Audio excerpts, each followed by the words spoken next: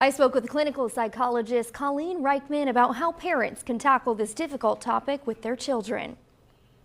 I truly think the best thing parents can do is to approach the topic with their kids. So just don't, and this goes for any type of tragedies that occur or trauma situations that kids might be grieving. I think not being afraid to go to your kid and say, this happened. I'm just wondering if you're having any feelings, or do you need someone to talk to about this? I'm here to listen. Colleen Reichman says bringing the topic up to your child is vital, but also letting them know that talking to someone about their feelings is important, no matter who they open up to. If your child was friends with an individual who passed away, um, depending on the age, again, they might not be seeking out your support. They might not want to talk with you.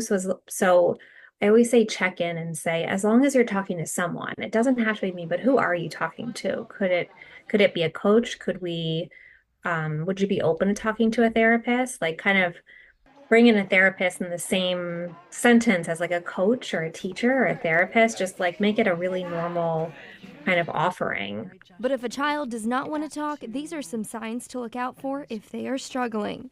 Grieving is different based on developmental level, and so kids will grieve differently than adults in various ways, and that's just important to know so you kind of know what to look for. Oftentimes behavioral issues will come out, or they'll have sleep disturbances or appetite differences.